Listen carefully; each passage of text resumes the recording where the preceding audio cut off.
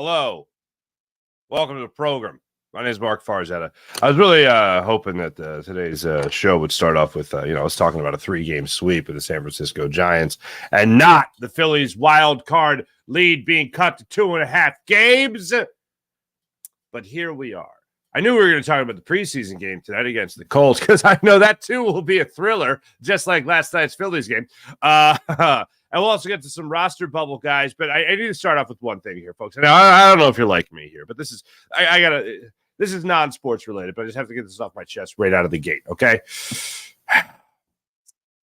The wife and I were at Costco a couple days ago, as we tend to do nowadays. And right away, we walk in, boom, Christmas decorations. Now, as some of you may know, I am new to the Costco world. All right, my wife is a lifelong Costco loyalist, and she's been going there her whole life.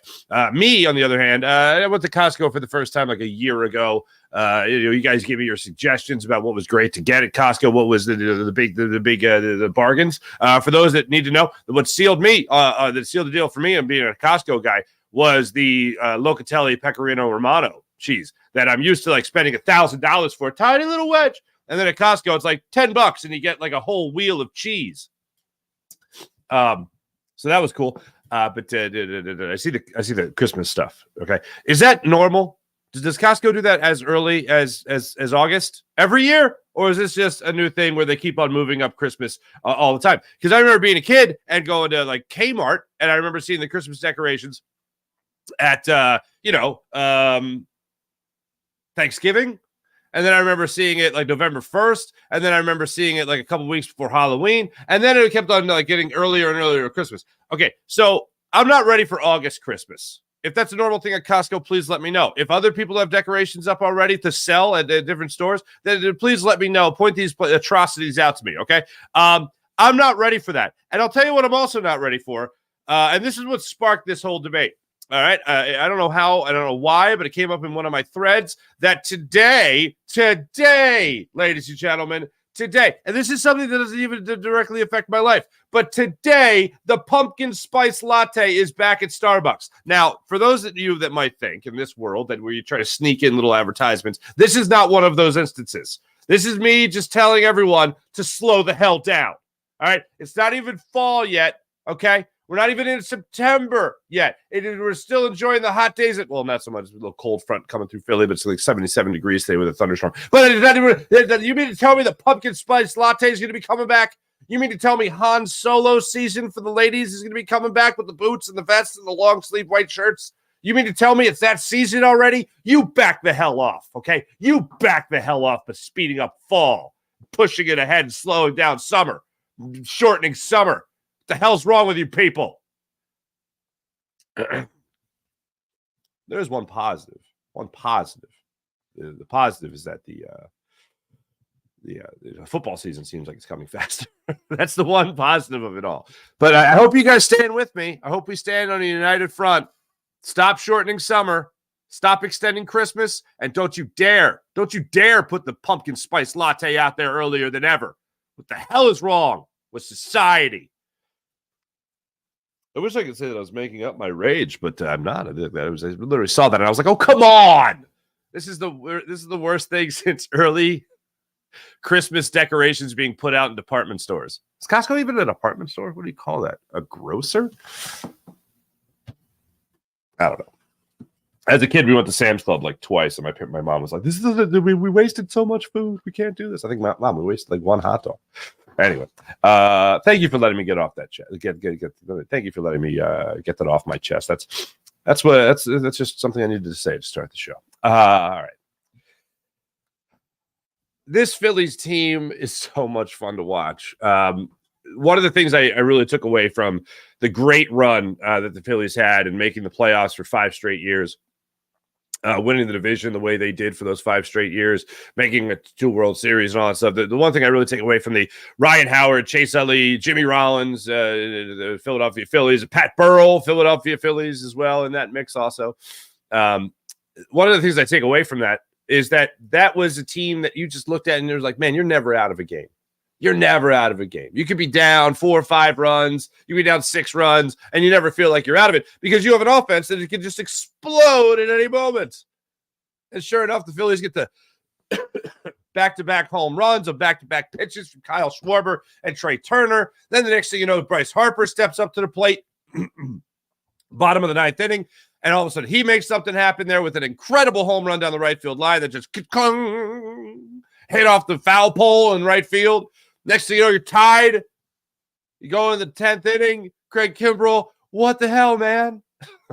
Just good Lord. Oh, that was not good. And then you lose it, of course, in the bottom of the 9th inning without not being able to score enough runs. So it's just incredible. This team, you never feel like this team is out of it. You do feel like some guys in the lineup just go through spells. But even Nick Castellanos, who was not having good at-bats last night, can step up and help. He got a single after the Bryce Harper 3-run home run with nobody out, and he tied things up at 5-all. That was incredible. And then he gets the single. That was great. Then something rubbed me the wrong way. I didn't like pinch running for Nick Castellanos at that point in the game when you had tied it up. I like it if you're trying to tie the game up, if he's the tying run at first base, but Rob Thompson decided to go with a different strategy there. And then you just couldn't capitalize on other opportunities throughout the ball game. And we'll let you hear from Rob Thompson, but what stuck out to me about the game was what also stuck out to him. There were a couple of things that stuck out to me about this game. One, Michael Lorenzen last night, to start at the beginning, just didn't have it. And DeYoung last night, welcome back to the show after getting DFA'd from the Toronto Blue Jays, after getting traded from St. Louis to Toronto at the trade deadline, and then getting DFA'd, and then a couple days ago winds up on the San Francisco Giants roster, and all of a sudden finds himself in a position to make the playoffs, and he goes and just torches the Phillies yesterday, including a 2-run home run. Perfect timing for the Giants, for that guy to help out. But Michael Lorenzen yesterday, he looked flat. 5 2/3, 8 hits, 3 walks. That was obviously not his best stuff. He has now back-to-back starts where he hasn't looked particularly crisp. When you talk about a guy that's supposed to be the 5th or 6th man in a rotation, and I know his first 2 starts didn't dictate or didn't go along with that narrative, but over the last 2 starts, you talk about a guy that's supposed to be a 5th or 6th man in this rotation. 4 runs in a start isn't the worst thing in the world. It's far from the best thing in the world, but 4 runs is an opportunity to still give your team to win, and they certainly had that late in the game. But he just looked flat. The fastball didn't look like it had life on it. His other pitches didn't look like they had any snap to it. The changeup wasn't working as well as he had used it earlier in his starts with the Phillies.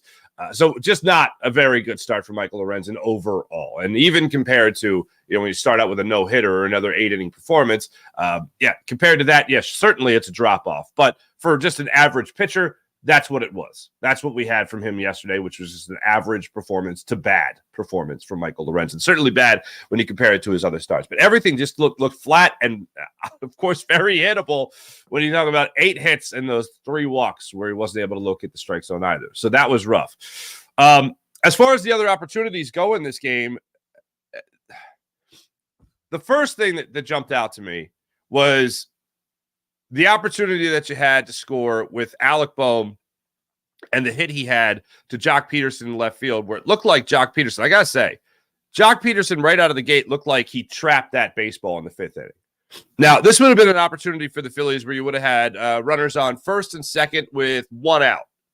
And Alec Boehm hits a ball to left field. Jock Peterson appears to make a sliding grab. He gets credited for a sliding grab, okay? I got to say, when I first saw the play happen, I looked at it and I went, that's a trap. There's no way he caught that. There's no way he caught that baseball. So they show the replay of it. And they never gave us like a good slow motion replay of it. So I went on my DVR and I rewind and I put it in slow motion and I'm watching it. I go, that ball bounced. It bounced. And then I thought for a second, hold on. Did the mitt bend under the baseball and it never hit the ground? And then I watched the way the ball, the mitt goes into the ground, and it was straight down. and the ball clearly bounces on the ground and bounces into the mitt. It didn't bounce in the mitt and further into the mitt. So I'm looking at them like, oh, they gotta review this. And then right away, boom, they cut to the dugout and they show, oh yeah, we're not gonna review that. After the game, Rob Thompson was asked about it. And Rob Thompson said, well, our replay guy, he was asked the question, did you think about reviewing that hit, that play? And he goes, well, yeah, we did, but our video guy said that, don't review it. He said it was a catch. I don't know. Now, the tricky part is obviously it was called a catch on the field. I felt like there was conclusive evidence that Jock Peterson's it was a trap. It was a trap. And unfortunately, they didn't review it. It wasted an opportunity there for the Phillies to have first and second with one out early in the ballgame in that fifth inning, and it would have been an opportunity for them to do some damage there against the Giants. And unfortunately, they squandered that opportunity due to a horrendous, I will say it, horrendous call. Actually, you know what? It would have been first and second with no outs. Excuse me. Because then JT Realmuto came up. He continues to slump. He grounds into the fielder's choice, and then Marsh gets a single. So you have first and third with two outs in that situation. It was with one out. Excuse me. And then Jake Cave comes out and he grounds out, unfortunately. So fun times. Then in the sixth inning, Kyle Schwarber and Trey Turner come up with the back-to-back home runs. It's a 4-2 ball game at this point. Then in the seventh inning, the Giants had one more with Slater's home run or Slater's RBI. Bloop RBI double off Matt Strahm. Off the knuckles, Slater puts it down the third baseline into left field. It's a 5-2 ball game. And then in the ninth inning, there's just pure magic in that ninth inning. But in the seventh inning, Phillies put the leadoff runner on, Brandon Marsh. Then Sosa strikes out in just a horrible at bat. Then Schwarber walks, so now you got two on with one out. Then Turner flies out to center field. Harper then gets hit by a pitch to get the bases loaded, two outs. Nick Castellanos on facing Rogers in that at bat. Rogers, a submariner, gets him on a low fastball that never entered the strike zone. Like, I thought Nick Castellanos early in the at bat was recognizing and seeing the pitch, seeing the ball well out of Rogers' hand, and for whatever reason, just took a hack at a ball and grounded out to the shortstop on a pitch that never entered the strike zone. Like, and it was like at his shoelaces. It was bad at bat. Then you go into the eighth inning. Nothing really doing there for the Phillies, unfortunately. Beck came in that eighth inning for the Giants, and he had that sweeper just working beautifully, kept guys fooled and off balance in that inning. And then you go into the ninth inning, and Bryce Harper was just fantastic. And to take you through my emotions during that at bat, Harper comes up and after he walks two guys, swings at the first pitch, and I'm like, oh, dear God. And I'm like, even though I know it's Bryce Harper and I know he can tie this up, I'll take a walk. And then sure enough, he ends up with a 3-1 slider that stayed up inside, and he just turned on it. And Harper was playing beat up. He had fouled a ball off his knee. He got hit in the forearm with a pitch. And, of course, he has the back tightness going into the game. And that back looked fine when he just he just flipped that bat head out there and just pulled that ball down the right field line for the 3-run homer to tie things up at 5-all. And then the Phillies just unfortunately ran out of magic. But there are opportunities in this game for the Phillies to go out there and do some damage. And unfortunately, it just wasn't meant to be. Opportunity to sweep the San Francisco Giants. Now, here's where we're at in the wild card standings. The Phillies right now are 2.5 games up on the field. Chicago Cubs, Cincinnati Reds occupy the second and third wild card spots now in the National League. The Giants out of the wild card race. Well, they're in the race. They're a half game out, as are the Diamondbacks. The Marlins, who lost again, they are 2 games out of the wild card spot, and the Padres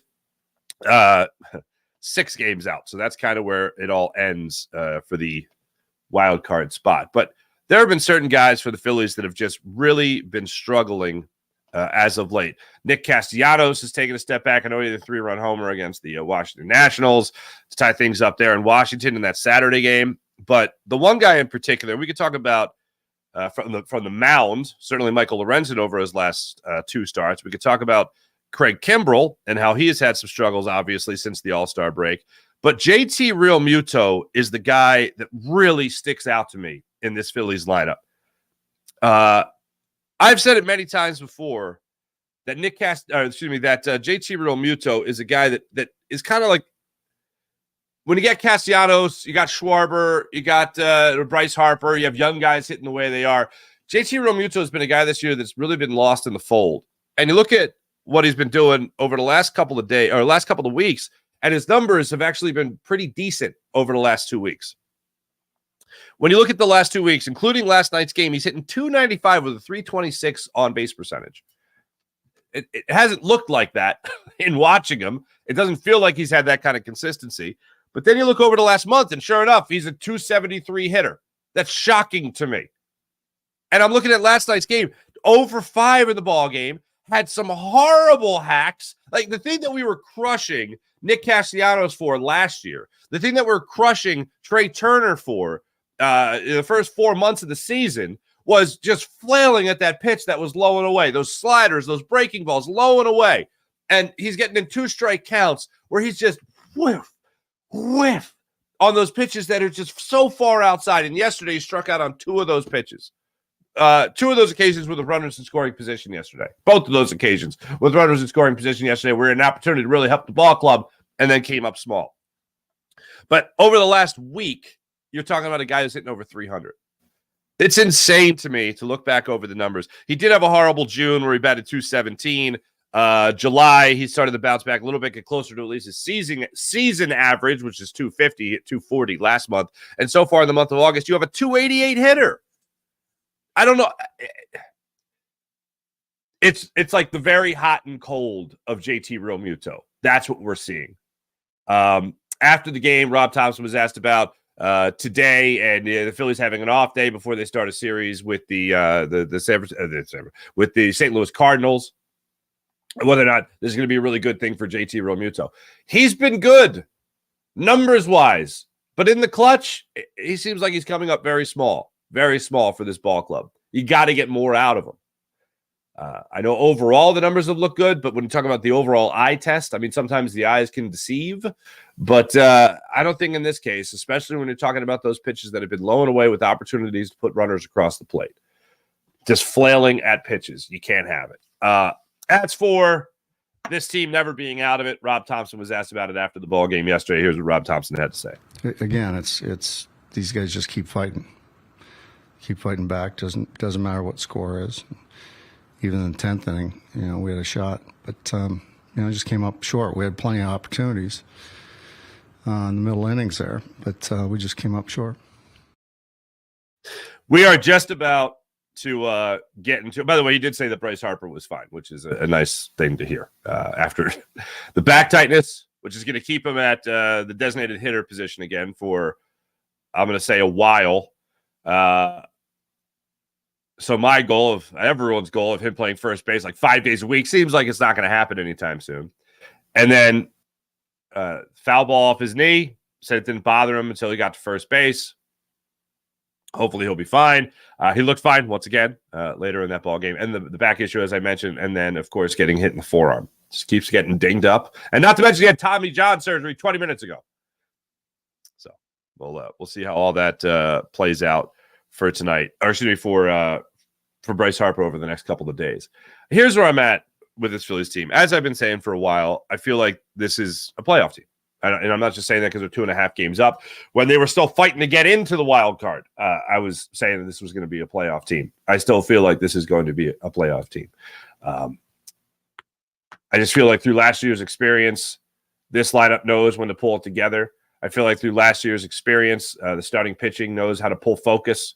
And I just feel like overall, this roster will always be in games. And when you're a team like this in a tightly wrapped wild card race, I feel like you're the team that's going to come out on top. I will say, when you look at some other teams here, once again, to go over this, the Cubs being in the position that they are right behind the Phillies, 2.5 games behind the Phillies for the top spot in the wild card, and a half game in. The Cubs have been one of the hottest teams in baseball since the All-Star break. And the Cubs, even since the trade deadline, have been one of the better teams in baseball also. The Reds, since Ellie De La Cruz has been up, have just been a totally different ball club. They have been incredible.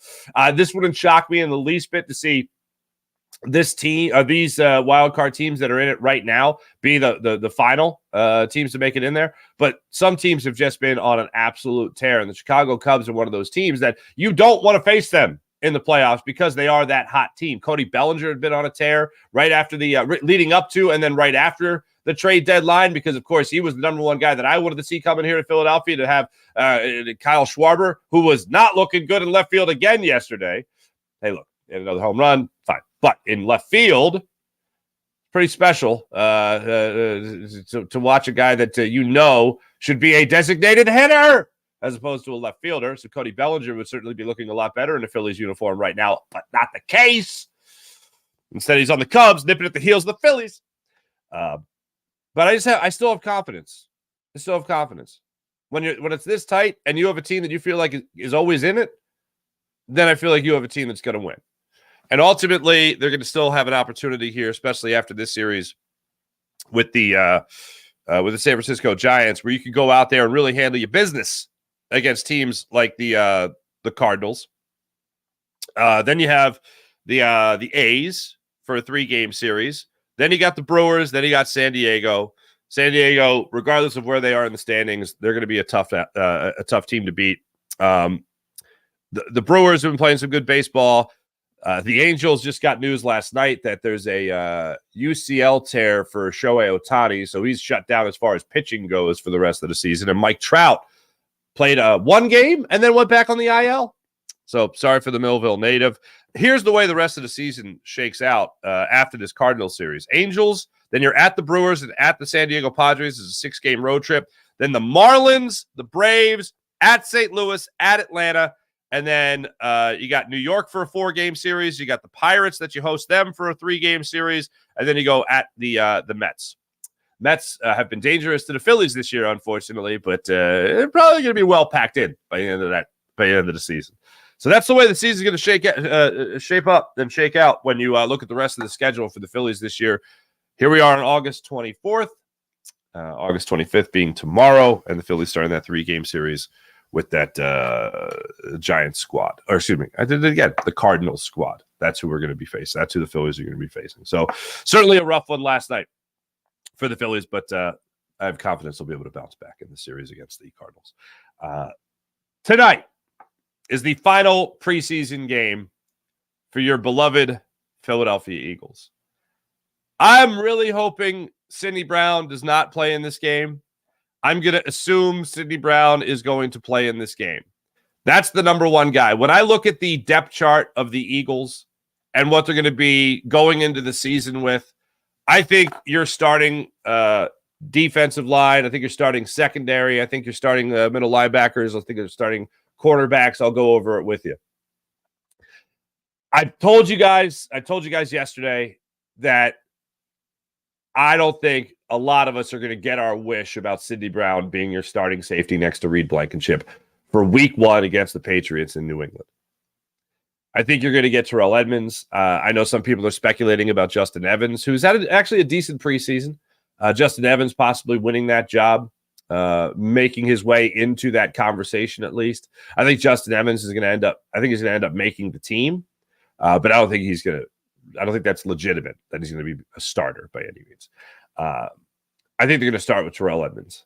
Now, I think the next guy off the bench, unfortunately for Kayvon Wallace, who's been here a while now, who has certainly shown signs and gotten a lot of hype in the preseason and throughout training camp, I don't think he's going to be the number 2 man out there either. I think the best case scenario, even though this isn't what I want, but the best case scenario for Sidney Brown is that he is the number 2 guy off the bench behind Terrell Edmonds, who I think is going to be your starting safety week 1 against the Patriots in New England.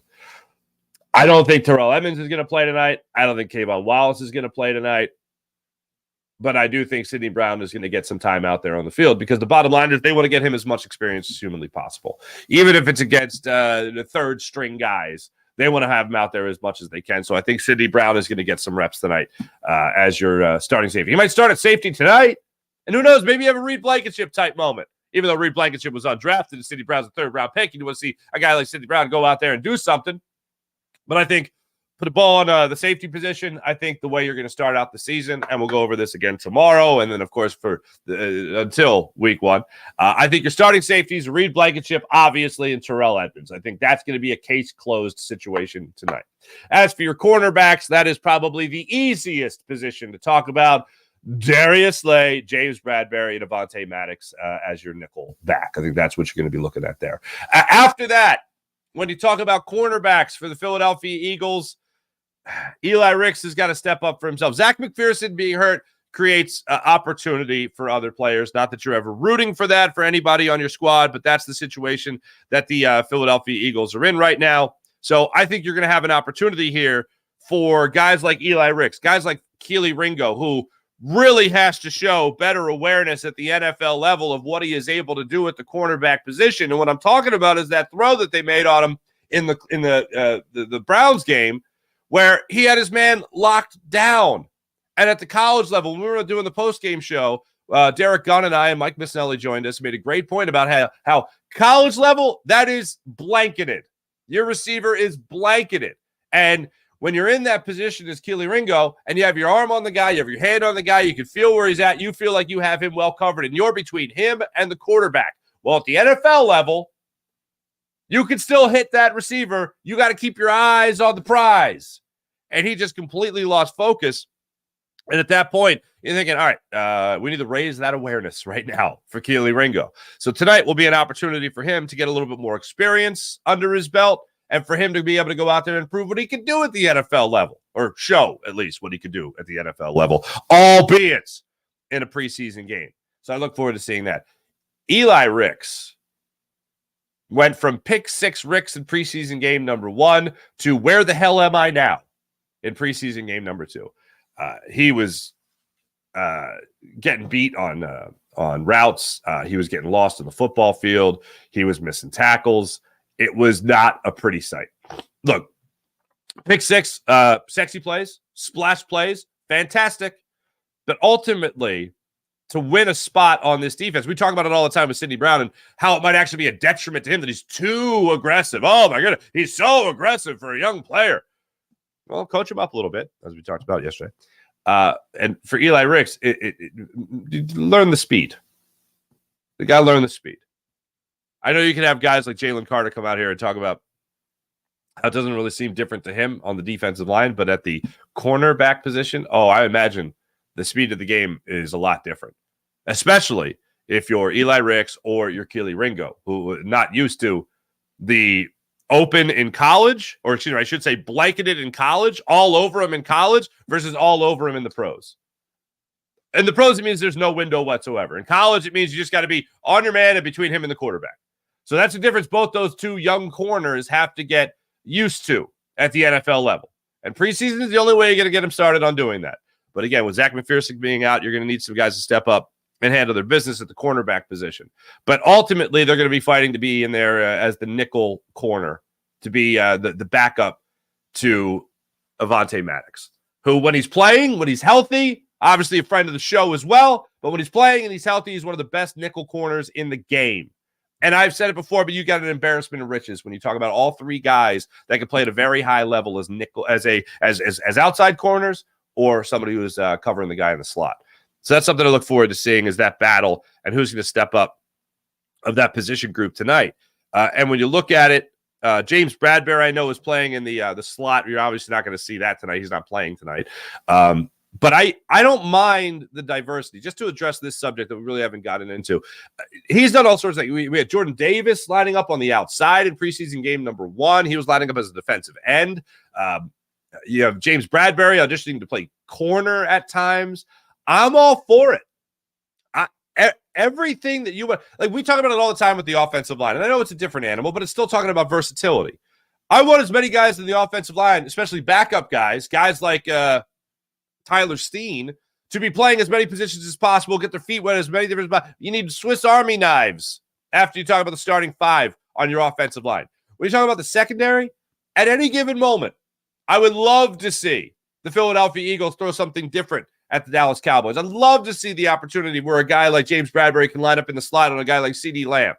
I would love to see that. get that experience now in the preseason, where at least you could have something to call back to when the season starts. Okay, well, I did this here before, so I remember when I did this. I had somebody else on the outside. I had to respond to how they moved. The lineup with the linebackers right next to me as well.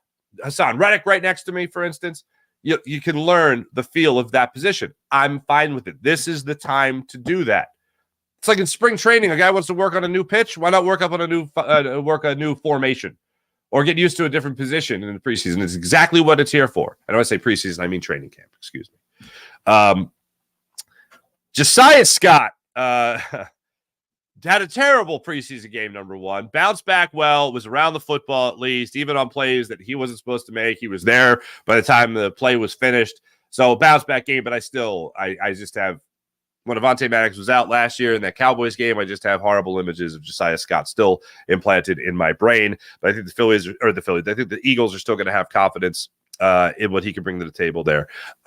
We'll see what Josh Jobe could do at the cornerback position. I know the Eagles are still high on Josh Jobe. He's one of the guys that they invested in out of Alabama. He's another Crimson Tide guy that they have bought into in Philadelphia. I know we always talk about Georgia. Right after that, you can talk about Alabama, what they've been able to bring to the table. Eli Ricks is certainly another guy out of Alabama that they're really hoping can turn things on in the final preseason game. But that's what you're going to be looking at the cornerback position tonight. Probably the spots that are most available or at the cornerback position. But ultimately, I think we all know the Eagles are running it back as far as the cornerback room goes. Defensive line is interesting for the Eagles. From everything I've gathered, whether it's watching the preseason, whether it's looking at practice, whether it's following the beat writers at practice, Jalen Carter's a starter. Fletcher Cox and Jalen Carter are going to be your starting defensive tackles. Josh Sweat is going to open up probably as your right defensive end. Hassan Reddick will be coming off the edge on the other side as an outside linebacker, but on the line itself will be most likely Brandon Graham. I think you're going to get Jordan Davis sprinkled in there. All the questions, we talked about this before, but all the questions that got asked about at the press conferences from every player about who's going to have a breakout season. I didn't hear too many people talk about Jordan Davis. The only person that talked about Jordan Davis was Boston Scott. I know people have said complimentary things about Jordan Davis, but Boston Scott spoke eloquently the other day about Jordan Davis and what he's going to be able to bring to the table in his sophomore season in the NFL. He talked about how he just looks like a different animal. He just looks like a different guy, like a little leaner than he was last year. Obviously understands the flow and professionalism of the NFL, the professionalism that it requires to improve and help your team. Not that he was lost last year, but it's certainly something that he's gotten better at this year. So when he was asked, who's the guy who's going to have a breakout year? He said Jordan Davis. It was good to hear that because with Jalen Carter and Nolan Smith on the defensive side of the football and Nakobe Dean as your starting middle linebacker, it seems like Jordan Davis, last year's first-round picks, getting lost in the shuffle. Like Jalen Carter, Jordan Davis had a breakout play in his first game as a pro against the Jets last year in the preseason. Then went on to have an okay rookie campaign. The injury obviously derailed that. And you didn't know what you're really getting back after that. But Jalen Carter is going to start in the interior of this defensive line next to Fletcher Cox. He's not a man amongst boys by any means, but I'll tell you this right away. He's not some kid. He's not some college kid. He's a man looking to move men. And I am really looking forward to see what that push does. And from everybody I've talked to, either a draft expert, beat writer, some trusted college opinions, some trusted pro opinions, everyone I've talked to, they all say the same thing. This guy's just ready to play. And you can talk about immaturity off the field is the lightest way you could possibly put that. But the way he is on the field and at the NovaCare complex, the guy is a pro already. Not just in the literal sense, but in the mental sense as well. And Javon Hargrave had a great year in his role last year with the Eagles and being able to beat his man. And while Fletcher Cox is getting double teamed or anybody else is getting double teamed, Javon Hargrave did a phenomenal job of playing his role in this Eagles defense, getting after the quarterback for double-digit sacks. It might not be as sexy as double-digit sacks with Jalen Carter, but oh my goodness, is he going to open up things for other people You got Fletcher Cox and Jalen Carter in the middle of that defensive line. Even with a non-disgruntled Zach Martin, the Cowboys are going to have some trouble with that. The Giants, relying heavily on their offensive line, they're going to have some trouble with that. The Washington Commanders, the Josh Harris, Washington awkward handshake Commanders, they're going to have some trouble with that. Everyone in the league, the Patriots, to start things off, are going to have some trouble with that. So I am very much looking forward. Of all the things, look, yeah, Nakobe Dean, we'll get to the linebackers in a second, but Nakobe Dean, I want to see what he does, obviously, middle linebacker. But the thing I'm most excited to see is how much the Eagles don't miss Javon Hargrave. That's what I'm excited to see. So I think when you're talking about the defensive line, again, Sweat, Cox, you're going to have Jalen Carter, Brandon Graham coming off the edge. No, Derek Barnett doesn't start. And then as far as your linebackers go, Hassan Reddick, outside linebacker, Nakobe Dean in the middle, and then Zach Cunningham, I think is going to be your starting outside linebacker next to Nakobe Dean. I think that's the way that shakes out. Christian Ellis, I think, makes this team. Nicholas Morrow, I do think, makes this team. And that's ultimately, I think, what's going to be the decision, or going to be your linebacking core for this Eagle squad. Ben Van Sumeren has been a guy I have doubted. I have talked about Ben Van Sumeren quite a bit.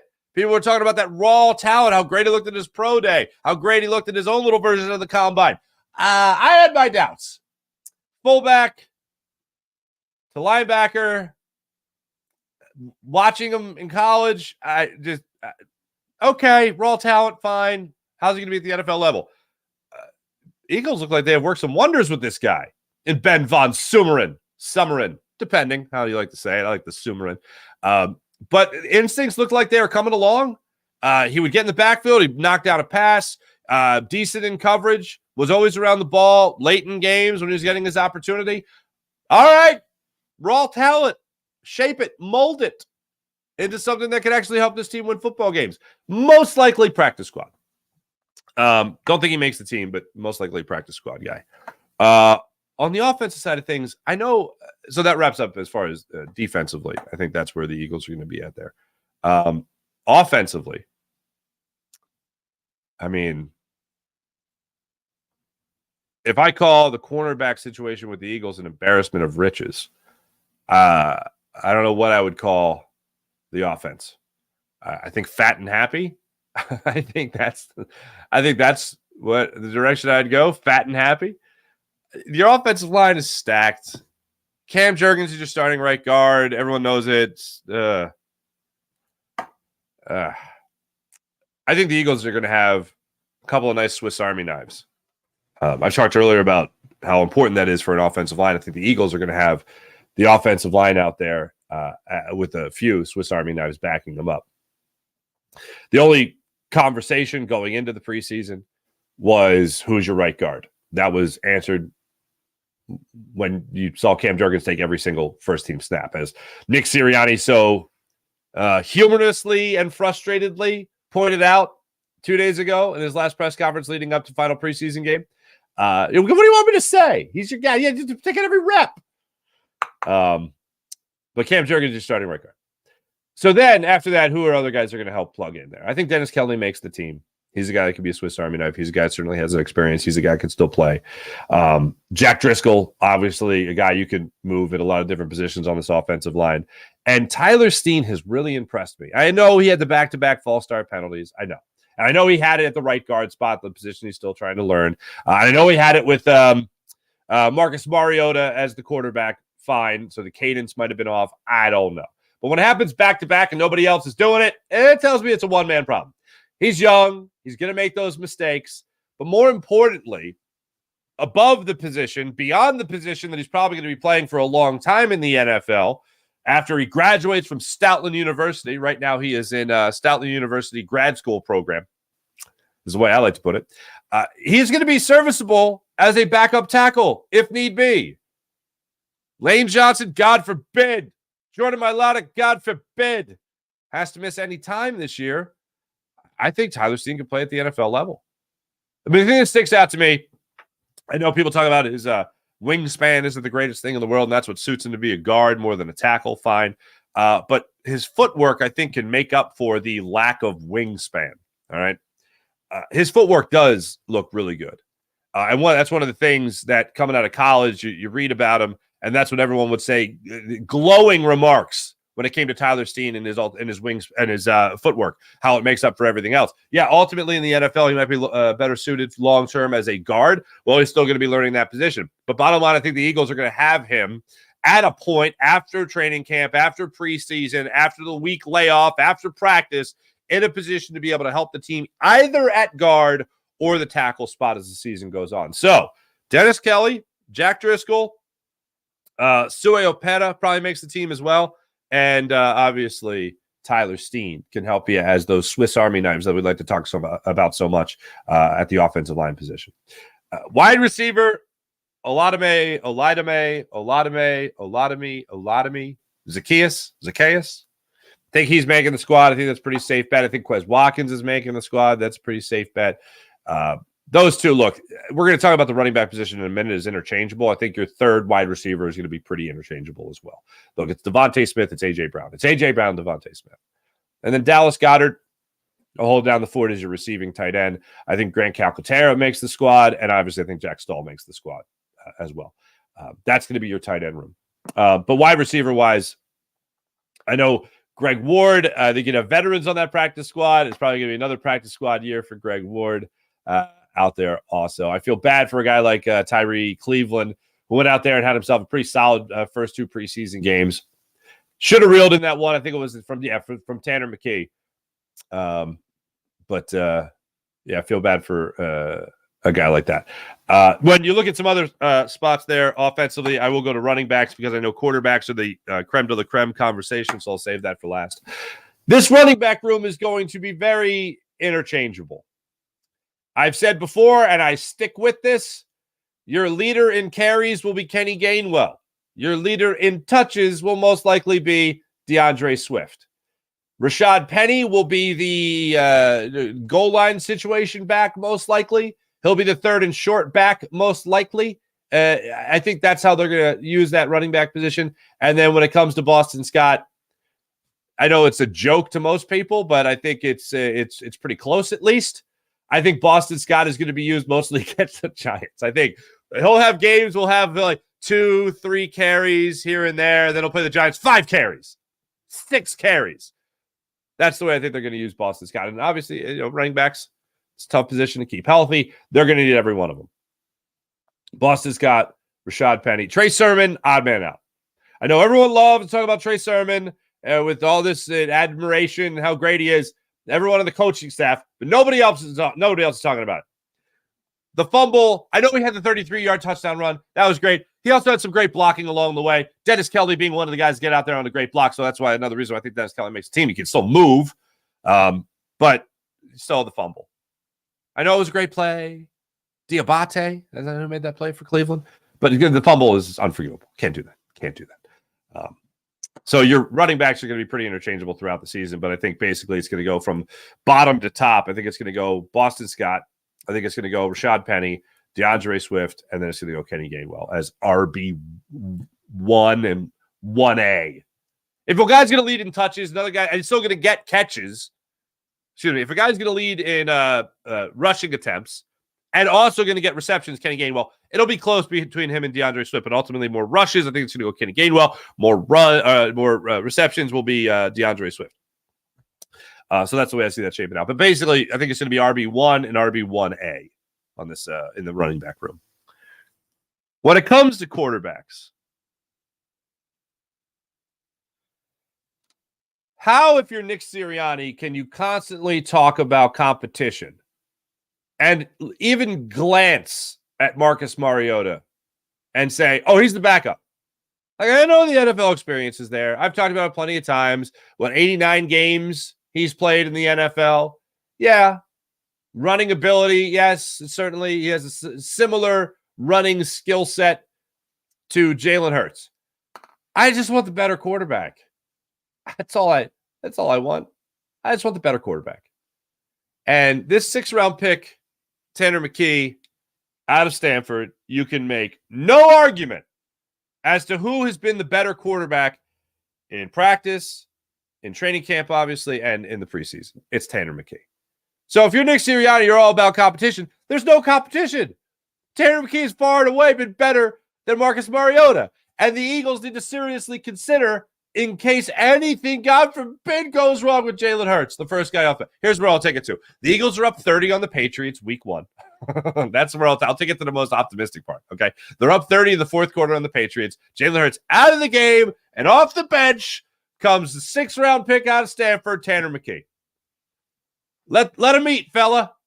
Go out there, run the offense. Not Marcus Mariota. Just because he's been around longer doesn't mean he's been around doing it right. I know the NFL experience is a big deal, but sometimes you're just a better player. I'd like to see Tanner McKee win that position over Marcus Mariota. Because here's ultimately what I know with Marcus Mariota. He can't hack it in the NFL. Not a legitimate starter. He lost that job in Tennessee. He lost that job in Atlanta. He had an opportunity in Atlanta with the same play caller as he had in Tennessee. Didn't work out. Didn't work out in Oakland. What makes you think it's going to work out here? Not as a starter, but just as a guy who, could start a couple games. Could come in and get significant time in any given game. That's what backup quarterbacks, that's why you got to worry about it. That's why it matters. Oh, if Jalen Hurts is out, it doesn't matter anyway. Really? It does. I hate that it's such a lazy, stupid narrative. Oh, you lose Jalen Hurts, it's out anyway. Of all cities, let's just jump to the obvious. You can't say that in Philadelphia. You won a Super Bowl with a backup quarterback. Okay, is that the norm? Absolutely not. It's not the norm. So let me acknowledge that. But it's just dumb to say that in the city of Philadelphia. But if you lose Jalen Hurts, you might as well forget about it anyway. Are you forgetting how stacked this offense is? Like, you get a decent quarterback to come in and play decently. You get a quarterback to come in and just play point guard and let everybody else make plays behind this offensive line? Like, that is such a slap in the face to how stacked this team is. And I never thought I'd say this. That's a slap in the face to Howie Roseman and how deep he has made this team. So, yes, I'm going to go ahead and say the backup quarterback matters. Any quarterback in the NFL matters. You suck at that position, it all falls apart. If you just go out and play point guard, which I think Tanner McKee can do. I'm not so sure. You go out there and just play point guard. Anything can happen. San Francisco Giants, we all know their story all too well, unfortunately. Their defense took over and dominated. They had, how many quarterbacks? They had 23 quarterbacks last year. I can't say those words. I can't. People say those words, especially in this city. That you lose Jalen Hurts, it's over anyway. Do you really want to say that in this city? I think we learned our lesson. Even when Carson Wentz went down at MVP level, Carson Wentz went down in LA. I was on the next day, and I was talking about, I'm not throwing the towel in on this season. All Nick Foles has to do is play point guard. All Tanner McKee would have to do is play point guard. Marcus Mariota would have to play point guard, but I think he'd be throwing a lot of passes out of bounds, unfortunately. So I am not going to be one of those people that just goes, well, Jalen's hurt. Well, yeah, obviously your odds take a hit, but defense looks like it's going to be pretty damn good this year. And your offense, you got 4 capable guys to hand the ball to. You got a great, I think a guy that's, I want Dallas. If I could, other than the quarterback, but if I could just put a force field around one player that I think is going to have a huge year and say, this guy's going to stay healthy, this guy's going to be great, this guy's going to put the league on notice of how great he can really be, it's Dallas Goedert. Dallas Goedert is the one guy I'm looking at this year that is going to have he's had great seasons before, but they haven't been truly great because of the injuries. But he goes out there this year, stays healthy, you're going to talk about a Pro Bowler, you're going to talk about a guy who's also going to be on the top 100 list. That's the guy I'm really looking forward to staying healthy this year. Because I think he's going to have a phenomenal season. Especially, look, guys are going to be marking in on A.J. Brown. They're going to be marking in on Devontae Smith. Dallas Goedert can beat linebackers, man. They match him up on linebackers. He's going to beat those guys. I think that's going to be I think this year is going to be a great opportunity for Dallas Goedert to go out there and handle himself. Just if I could put one force field around one player, non-quarterback, it would be Dallas Goedert this year because I really want to see what he's able to do. And that's the way I think it shapes up. Ultimately, the Eagles are going to have Marcus Mariota as a backup quarterback. It's 2 things. My prediction and my desire are different things. I predict Terrell Edmonds will be your starting safety opposite Reed Blankenship. I desire Sidney Brown to be your starting safety. I predict Marcus Mariota will be your backup quarterback. I desire it to be Tanner McKee. Tonight against the Colts, Eagles wrap things up for the preseason, and then we go into a nice little down period. We will focus on roster cuts for early next week, and then of course we'll talk about the Phillies hopefully running away with it when it comes to the wild card race in the National League. That's what we'll be looking at. Let me see what you wonderful people have to say in our chat check here. T-Bro's in. I only have access. PJ is like off today. Let me see here. He had to go to Chicago last minute. So I'm running the show. I don't think we're up on Jacob right now, unfortunately. Let me hop over there and just see, because I don't want to leave out my Jacob people. Oh yeah, there we are. There we go. PJ, what's up, buddy? All right, let me start it off before I put the comments up, because I can't put the Jacob Media comments up. I can put like Sean Kilrain up here. Good morning. T-Bro, what's up? No Christmas stuff is definitely out earlier this year. Thank you, T-Bro. Thank you. That sucks. In case you missed it earlier, I opened the show, and this was all sparked by the cult of pumpkin spice latte people, where I believe it's out today. The pumpkin spice latte debuts today for the year, okay? Debuts the year. Ah! Stop moving it up. Stop pushing fall on me, bro. I just really like my pumpkin spice latte. Do you? It represents something terrible to me. Anyway, so yeah. Let's see here. Starting over on the Jacob Media. What's going on? Brian Palancar. What's going on? Good morning, brother. Great. Oh, thanks, man. Appreciate you. Jason 18. What's going on, bud? Morning, Farzi. We ready for the regular season? Yes, I am ready for the regular season. You know what I'm looking forward to talking? Here, hold on a second. Let me, who's the most random guy I can come up with here? No, I don't want to put that kind of negativity on anybody.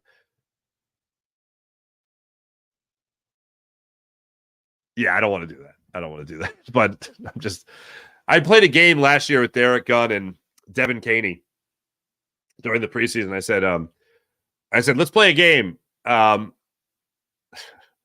Roster bubble was something stupid, like roster bubble or made up. I was just making up some names. Gunner did pretty well. Devin did good too. She did well as also. But yeah, I'm tired of like, wait, who? Where'd that guy come from? Huh? Is it the regular season yet? I do say, I know people are gonna poo-poo it, but you got to watch preseason game number 3, man. Reed Blankenship just jumped off the field to me last year in the 3rd preseason game, and when he went in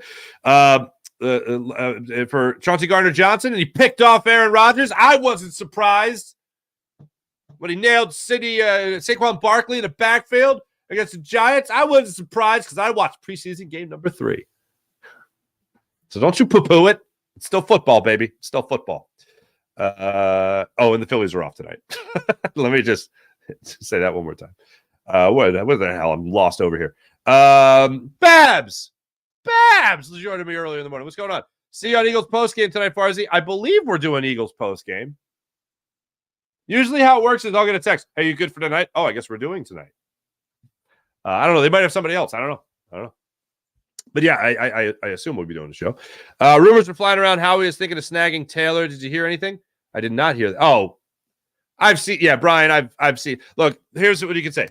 The Eagles made a call. Here's what I can tell you without having anybody tell me this. The Eagles made a call. They kicked the tires and went, yeah, no. Because here's what it comes down to. It doesn't come down to trading for Jonathan Taylor. That's easy. It comes down to paying a running back. And the Eagles are not going to pay a running back. That's what it comes down to. I don't put anything past Howie. I don't. You know what I do put past Howie, though? Oh, okay, hold on. I don't put any trade past Howie Roseman. You know what I do? I know what I do put past Howie Roseman? Paying a running back. That's what I put past Howie Roseman. Now I got to pay a running back. And Jonathan Taylor wants to get paid. And the Eagles aren't going to pay him. Literally, the Eagles just got 4 running backs for the price of Miles Sanders. What makes you think they're going to be like, oh, yeah, show me the money. I'll show you the money. Come on. Play for us. Here's a blank check. Not happening. Davis going to be big time this year. Jordan Davis. I hope so. I did see the rumors, though, about for me, I think the Eagles are the easiest team to put rumors in or make rumors on because, as I told you guys before, and I reference it all the time, but Adam Schefter always said, whenever I would ask him about anything with the Eagles, he was like, well, the Eagles are in on everything. Like, he would just act like a trade rumors out there, somebody's available, Howie Roseman's on the phone immediately. Now, yeah, what do you want? Nah, I'm out. They at least kick the tires on everything. Scott contract is basically just for the Giants. Oh, Boston Scott. Yeah. That's the stipulation right there.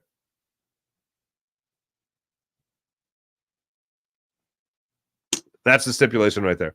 Boston Scott's contract is right there. Jason A. Farzi, if you could pick up a different backup on free agents, who would you grab?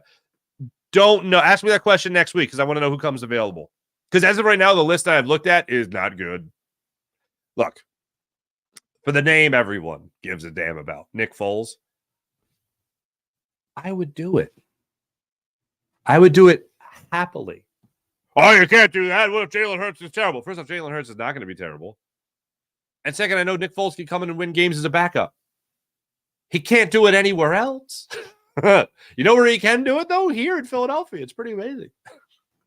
They run RPOs all the live long day with Jalen Hurts. They can run more RPOs with Nick Foles, and Nick Foles is pretty good at running the RPO. Now, everyone knows in the building the R is not happening. The P is happening. So it's not much of an O. But he can run it. They won a Super Bowl with him running RPOs. For whatever reason, he was good in Kansas City as a backup for a brief amount of time. And he was great here in Philadelphia as a backup. There's something in the Schuylkill spring water that just makes him a great quarterback. Only here is that mystical.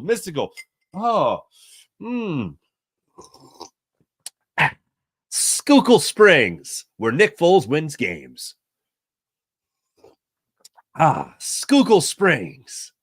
The NFL is launching an investigation for performance-enhancing drugs for Nick Foles. Apparently, he's been drinking Schuylkill water. That's what you call a selfish joke. Something that I only find funny. I don't know. Agree. We still have a month left of summer. Thank you, Jason A. Appreciate everyone on the Jacob Media Sports YouTube page. Let's bump it over here to the Farzi Show page. What's going on? It's a thing. It's a new thing, Farzi. Can let us enjoy summer. Oh, wait. Let's put Halloween stuff out. Sean, I'm a simple man. I'm a nice man. You know what I'm saying? The Christmas stuff, I know, just keeps inching its way forward. And I know that it helps the economy. I understand that. I get it. It helps people start spending money a little bit earlier than they should, right? But the Halloween stuff,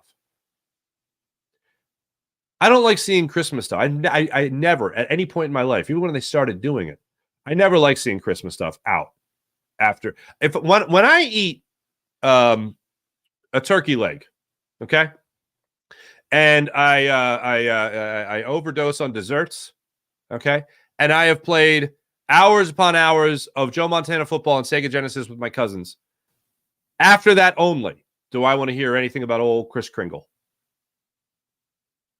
As a Gentile, that's the only time I ever want to hear any sleigh bells. Oh, baby. Is after I have devoured a turkey leg, I have OD'd on desserts, and I played hours of Joe Montana football and Sega Genesis with my cousins. After that, we could talk all the ho, ho, ho, all you want. Then you can bring the hose out, okay? Yeah, you heard me. But other than that, I don't want to hear it. But now we live in a society where it's just the norm, the Christmas stuff. But the Christmas stuff next to Halloween stuff, what kind of society are we living in? And now the pumpkin spice the hell is that? The pumpkin spice latte in August. Next thing I know, my wife's going to be saying, "Can you take us to an orchard?" we'll take the kids to an orchard. I'm not a seasonal guy. I enjoy the seasons, but I'm the same in every season. I'm more tan in one season than I am the rest of the seasons. And that's about it. The bald head isn't as shiny. But yeah. T-Bro, what's on? Even the Halloween stuff is out in July. Come on. I did see that at Costco. I did see this. I'm with you, Farzy. Calm it down, fall. I'm with you. D Nasty, what's going on? It was BJ's for me. Oh, you were a BJ's guy. I've never stepped foot inside a BJ's. April! What's up, April? I have heard wonderful things about BJ's. I have heard that. But I've never been in a BJ's. Costco, Sam's Club. Got to go to Costco tomorrow. Lil Toots is having a way too late birthday party. We got to prepare. I just found out the head count because it's a birthday party for her school. So 2 other kids are having birthdays and they're all coming to our house. So I just found out, I thought it was going to be 23 people. I think it's going to be 36 people at my house, which is fine. I love hosting. But here's one thing to help spread the party. As most of you know, we moved into a house that has a pool. But we also have a backyard behind the pool, a backyard. And our friends bought our daughter for her birthday a slip and slide. Not like the old 80s slip and slides that a lot of us knew and loved, but like a new one that has a pool at the end. It's more like a Crocodile Alley, which if you don't remember the theme song, for whatever reason, I remember the theme song very well. You run, you slide, you hit the bump and take a dive. There you go. This one does not have a bump, but it does have a pool at the end of it that it dumps you off into. And I'll just say it's a phenomenal time. It's a phenomenal time. So that's going on for me this weekend. So I got to hit Costco coming up again. Sean, damn you, Kimbrel and JT with your poopy performance. Come on, man. Fuji, what's going on? Nice to see you. How you doing? MV3 is on a tear. He absolutely is. Mark, say we don't need Jonathan Taylor. We don't need Jonathan Taylor.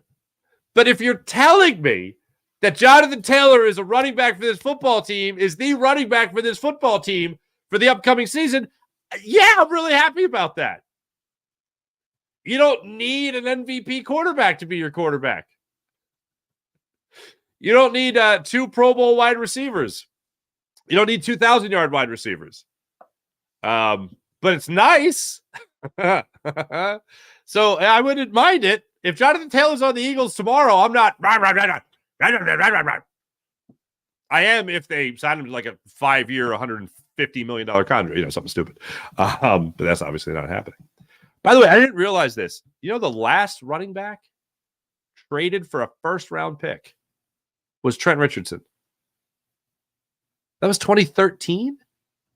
I knew he was traded for a first-round pick, but I was just thinking, I was like, wow, was he the last guy? Like Christian McCaffrey didn't get a first-round pick.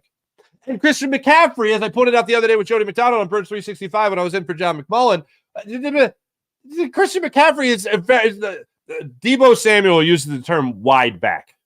Okay? Wide receiver who can play running back. Well, Christian McCaffrey is the opposite of that. He's a back wide, I guess. I don't know. But even the versatility that he brings and the fact that he could be your slot receiver every day too, or every down besides just being a running back, he wasn't worth a first-round pick, but he was worth 4 total picks, I believe it was. 5 total picks, including a second and a third. So, yeah, that's crazy. It's crazy. It's crazy. Thanks, everybody in the chat. You guys are great. As per usual, Eagles, Colts, tonight. Wrap up the preseason. See if any chippiness works its way into tonight's ballgame. I doubt it. But yeah, look forward to that. And yeah, I'll let you guys know on the social media networks as to whether or not I'll be actually doing a post-game show tonight. We shall see. We shall see.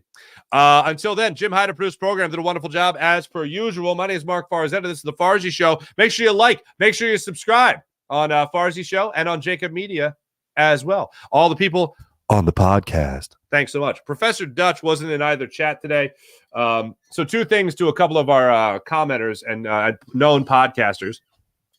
Three that are keep in touch with the show. One, Mike, our runner. Hope you enjoy the show while you're running today. Two, Ari out in St. Louis. It's on starting tomorrow. Your Cardinals coming to town. Please lay down. Please lay down for the Phillies. And then Professor Dutch, who's probably hiking, which is why he might not be in the chat. Watch out. That's poison ivy. Watch out for the bear. Is that a mountain lion? Anyway, thanks, everyone. My name is Mark Farzetta. This is the Farzy Show. We'll be back with you guys tomorrow to talk about all the wildly amusing things that come out of preseason game number 3. Have a great rest of your day, everybody. Talk to you tomorrow. See you. Oh, I forgot again. I have to hit the button.